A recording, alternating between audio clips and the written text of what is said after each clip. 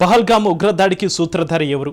ఈ ప్రశ్నకు సింపుల్గా లష్కర్-ఇ-తోయిబా చీఫ్ హాఫిజ్ సయీద్కు అత్యంత సన్నిహితుడు సైఫుల్లా సాజిద్ జట్ అని చెప్పేస్తారు. కానీ అసలు సూత్రధారి అతడు కాదు. అతడిని రెచ్చగొట్టి ఉగ్రదాడికి ఉసిగొల్పిన Pakistan army chief general Asim Munir. అవును, మీరు విన్నది నిజమే. రీసెంట్గా జమ్మూ కాశ్మీర్ను పాకిస్తాన్కు ప్రాణవాయువుగా అభివర్ణించి హిందువుల కంటే ముస్లింలు భిన్నమని మునీర్ చేసిన వ్యాఖ్యలే పహల్గామ్ ఉగ్రదాడికి కారణంగా కనిపిస్తోంది. ఈ మొత్తం ఎపిసోడ్లో ఎవరు ఊహించిన ట్విస్ట్ ఏంటంటే ఆసిం మునీర్ హేట్ స్పీచ్కు వేదికను సైతం ది రెసిస్టెన్స్ ఫ్రంట్ ఉగ్ర సంస్థ ఏర్పాటు చేసిందన్న అనుమానాలే. ఇంతకు పహల్గామ్ ఉగ్రదాడి వెనుక అసలు సూత్రధారి ఎవరు? ఆసిం మునీర్ హేట్ స్పీచే కాశ్మీర్ ఉగ్రదాడికి కారణమైందా? అసలు కాశ్మీర్ వివాదంలో ఇంతకాలం సైలెంట్గా ఉన్న పాక్ ఆర్మీ చీఫ్ ఇటీవల రెచ్చిపోవడానికి రీజన్ ఏంటి? Watch this. Pahalgam terror attack army chief వ్యాఖ్యల ప్రభావమేనా? ది రెసిస్టెన్స్ ఫ్రంట్ దాడుల వెనుక ఆసిం మునీర్ ఉన్నాడా? కశ్మీర్ ఉగ్రదాడికి కొద్ది రోజుల క్రితం పాకిస్తాన్లో ఏం జరిగింది? ది రెసిస్టెన్స్ ఫ్రంట్ కశ్మీర్లో 2019 నుంచి తన ఉనికిని చాటుకుంటోంది. ఇండియన్ ఆర్మీ పోలీసులపై పలుమార్లు దాడులు చేసినా పెహల్గామ్ తరహా ఉగ్రదాడికి ఆ గ్రూప్ సాహసించలేదు. కానీ ఎవరు ఊహించని విధంగా పెహల్గామ్లో విధ్వంసాన్ని సృష్టించింది. పర్యాటకులే లక్ష్యంగా భీకర కాల్పులకు తెగబడింది. ఇప్పటికీ దేశం మొత్తం ఆ షాక్లోనే ఉంది. ఇక్కడే చాలా ప్రశ్నలు ఉదయిస్తున్నాయి. ది రెసిస్టెన్స్ ఫ్రంట్ ఇన్నేళ్లలో చేయని ధైర్యం ఇప్పుడే ఎందుకు చేసింది? ఈ ముఠాను వెనకుండి నడిపించింది ఎవరు అన్నవే ఆ ప్రశ్నలు. వీటికి రక్షణ రంగ విశ్లేషకులు ఓ బలమైన కారణాన్ని చూపుతున్నారు. ఆ రీజన్ పేరు Pakistan army chief general Asim Munir. Government stance on Kashmir is absolutely clear. It was our jugular vein. It is our jugular vein. We will not forget it. And we will not leave our Kashmiri brethren in their heroic struggle, what they are waging against the Indian occupation. Pahalgam ఉగ్రదాడికి 6 రోజుల ముందు మన కశ్మీర్పై Pak army chief general Syed Asim Munir చేసిన వ్యాఖ్యలే ఇవి. మన వైఖరి స్పష్టంగా ఉంది. కశ్మీర్ మన జీవనాడి, అది మన జీవనాడిగానే ఉంటుంది. మేము కశ్మీర్ని మర్చిపోం. కశ్మీరీ సోదరుల పోరాటానికి బాసటగా నిలుస్తామన్నది ఆసిం మునీర్ చేసిన ప్రకటన.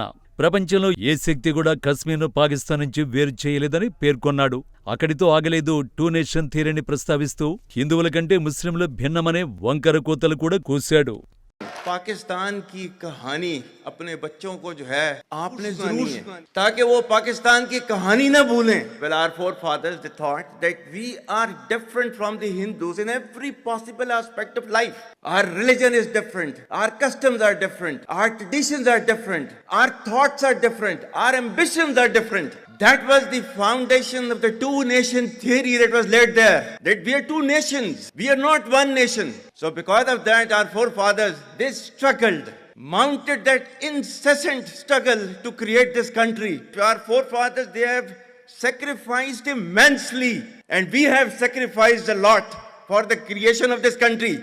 And we know how to defend it. My dear brothers and sisters and sons and daughters, please don't forget the story of Pakistan. ప్రతి విషయంలో మనం హిందువుల కంటే విభిన్నమైన వారమని మన పూర్వీకులు నమ్మారు. మన మతం విభిన్నం, మన ఆచారాలు, సంస్కృతులు, ఆలోచనలు, ఆశయాలు పూర్తిగా భిన్నం. అదే 2 దేశాల సిద్ధాంతానికి పునాది. మనం 2 విభిన్న దేశాలు ఒకటి కాదు అని నమ్మారు కాబట్టి ఈ సిద్ధాంతం పుట్టింది. అందుకే పాకిస్తాన్ చరిత్ర మర్చిపోవద్దని మీ పిల్లలకు ఖచ్చితంగా చెప్పాలి. ఈ దేశాన్ని ఏర్పాటు చేయడానికి మన పూర్వీకులు చాలా త్యాగాలు చేశారు. మనం కూడా చేశాం. ఈ దేశ చరిత్రను మర్చిపోవద్దని ప్రతి ఒక్కరిని కోరుతున్నాను అని ఆవేశపూరిత ప్రసంగం చేశాడు. ఈ వ్యాఖ్యలు చేసిన 6 రోజుల తర్వాత పెహల్గామ్లో ఉగ్రదాడి జరిగింది. ఈ మొత్తం ఎపిసోడ్లో ఎవరు ఊహించని ట్విస్ట్ ఒకటుంది. అది మరేదో కాదు. ఏప్రిల్ 13 నుంచి 16 వరకు ఇస్లామాబాద్లో ప్రవాస పాకిస్తానీల సమావేశం జరిగింది. ఎందుకంటే పాకిస్తాన్ హిస్టరీలోనే ఇలాంటి సమావేశం ఎప్పుడూ జరగలేదు. ఇక్కడ మరో ట్విస్ట్ ఏంటంటే పెహల్గామ్ ఉగ్రదాడికి బాధ్యత వహించిన ది రెసిస్టెన్స్ ఫ్రంట్ సంస్థే ఇస్లామాబాద్లో ప్రవాస పాకిస్తానీల సమావేశాన్ని ఏర్పాటు చేయడం.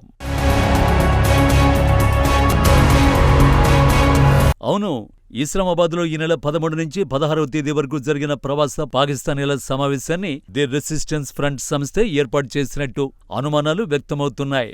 ఆ సమావేశంలోనే ప్రవాస పాకిస్తానీలను రెచ్చగొట్టాడు పాకిస్తాన్ ఆర్మీ చీఫ్ మునీర్. కశ్మీర్ని ఇండియా ఆక్రమించుకుందని, దీనికి వ్యతిరేకంగా ఎందరో పాకిస్తానీలు సాహసోపేత పోరాటాలు చేశారని, తమ ప్రాణాలు అర్పించారని అన్నాడు. అప్పుడే 13 లక్షల మంది ఉన్న భారత సైన్యం కూడా తమను ఏం చేయలేదని రెచ్చిపోయాడు. ఆ తర్వాతే పెహల్గాంలో ఉగ్రవాదులు దాడికి పాల్పడటం ఎన్నో అనుమానాలకు తావిస్తోంది. పైగా పెహల్గాంలో ఆర్మీ దుస్తులోనే ఉగ్రవాదులు రెచ్చిపోయారు. వీళ్ల యాక్షన్ అడుగడుగునా సైనికుల మాదిరిగానే కనిపించిందని బాధితులు చెబుతున్నారు. పాకిస్తాన్ ఆర్మీ నుంచే శిక్షణ తీసుకుని ఉంటారన్న అనుమానాలు పెరుగుతున్నాయి.